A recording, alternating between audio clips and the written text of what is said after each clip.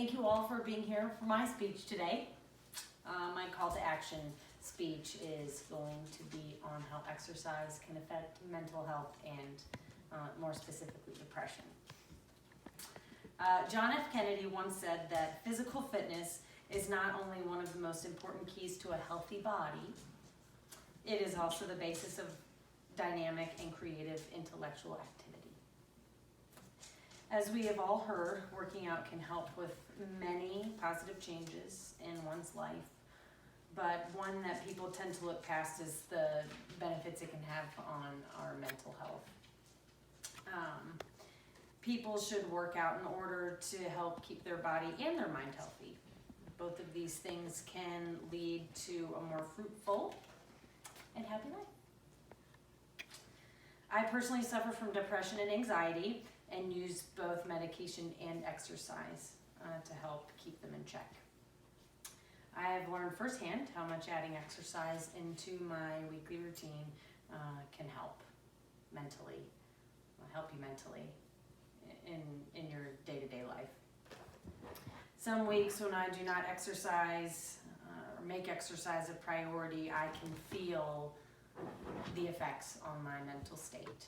So I try my best to make it happen, but not perfect. I often become more easily agitated, and I'm able to relax and unwind at the end of the day. Magazine author Hattie Gladwell spoke about her experience with exercise and the effects it has on her mental health. Hattie has bipolar disorder and sometimes goes into depressive and manic states. Hattie had always taken medicine to help with her disorder, but she still often went into manic states. After starting an exercise routine coupled with medication, she has since not had to have a crisis intervention. Harvard Health Publishing found that 1 in 10 suffer from depression. Depression, as defined by the American Psychiatric Association, is a common and serious medical illness that negatively affects how you feel, the way you think, and the way you act. Depression can affect anyone at any time, even if people are, in an ideal living situation.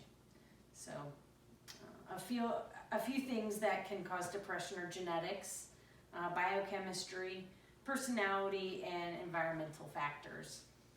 Many patients who suffer from depression tend to only receive pharmacological therapy in the form of prescribed medication. Without health insurance and the guarantee of health insurance, for some people reaching and being able to afford these medical treatments, it's not feasible and therefore isn't guaranteed. In order to be prescribed medication to treat depression or any other mental illness, you usually have to go through a primary care physician and or a psychologist. Doctor's appointments and prescriptions can run a high price, and without health insurance, it's an unattainable thing due to cost.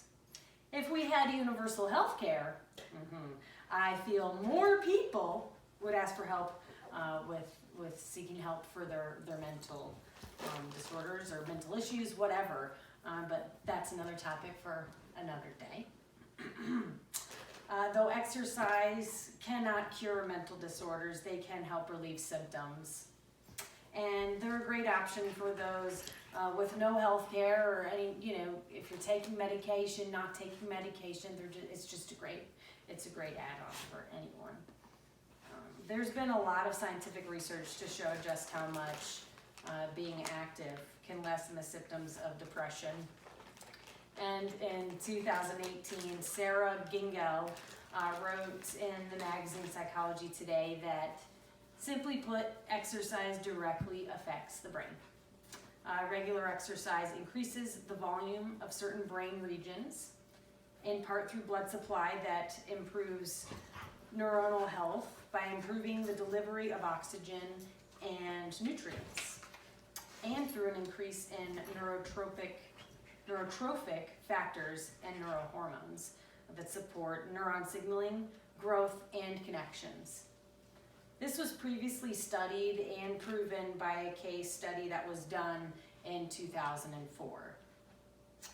PhD holders Lynette Kraft and Frank Perna conducted a study where they analyzed depressed adults that took part in a fitness program.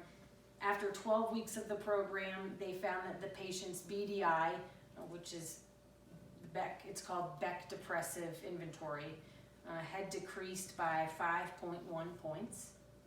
And the control group, who had not participated in the exercise program at all, the BDI decreased by 0.9.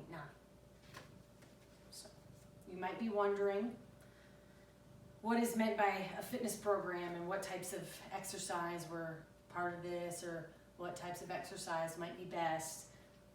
Another study performed during the same time, the same time frame, found they had a group of 40 women, and they found that there was no difference between anaerobic or aerobic exercise. So they both had the same effect, none less or more.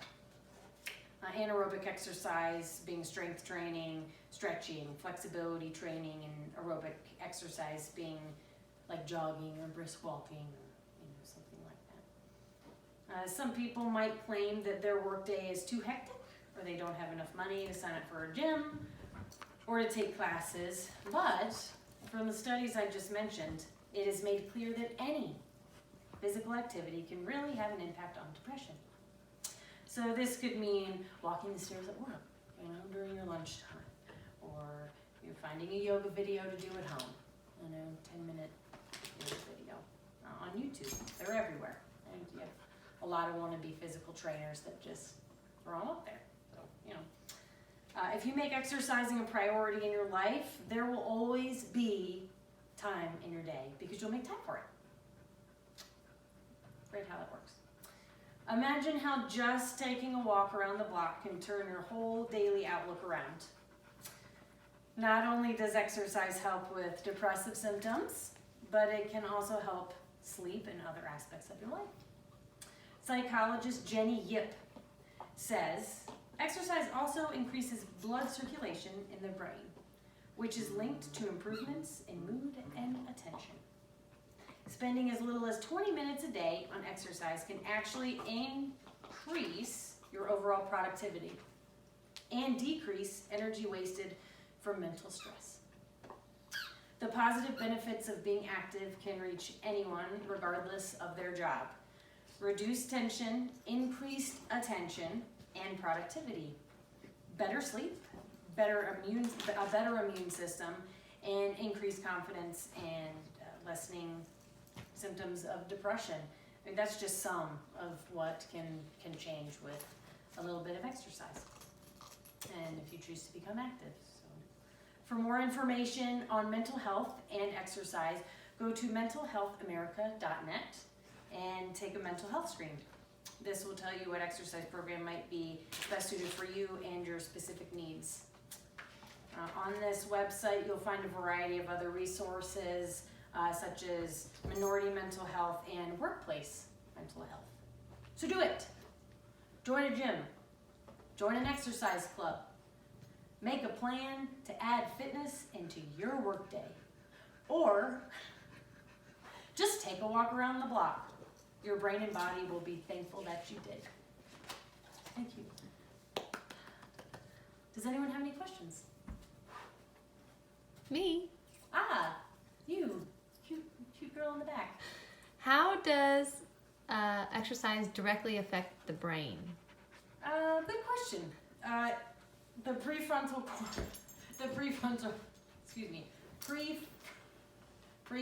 cortex and the medial temporal cortex, they have a greater volume in people that exercise. So just kind of use that as proof. And that increases thinking and memory. So thank you all for listening to my speech.